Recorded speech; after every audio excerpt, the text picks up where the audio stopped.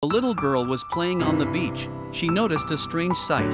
A huge cruise ship is sailing towards the shore. People started to run away. Luckily, the ship got stuck in the sand. No one was hurt.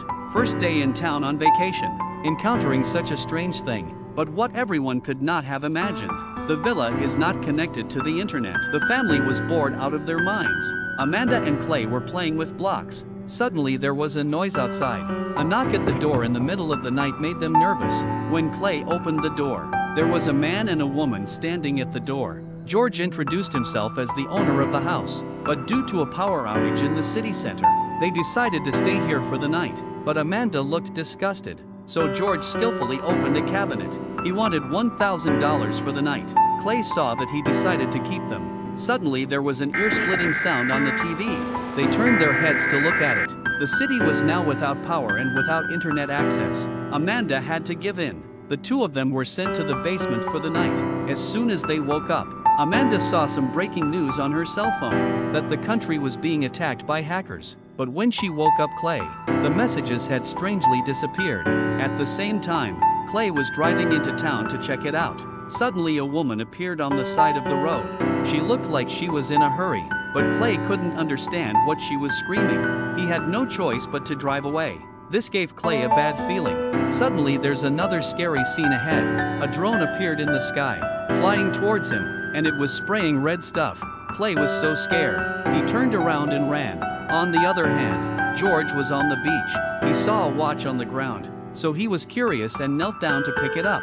It turned out to be a dead man's arm. This scared the hell out of George. There was a plane flying in the distance. George ran for his life. George thought that this incident, just like a few years ago when hackers attacked, while the two of them were talking, there was a sudden, ear-splitting noise outside. Luckily it lasted half a minute and then stopped. And then Clay finally returned safely.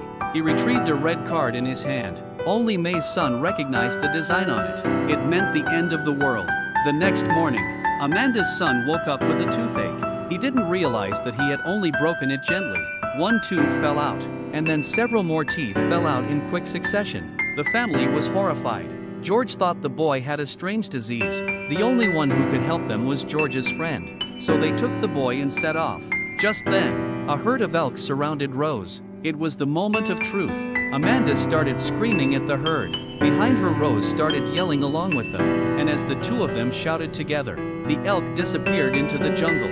On the other side, George took Clay and the boy to his friend's house, but the friend wouldn't let them in. They even told them to leave. George said they just wanted to get some medicine for the boy.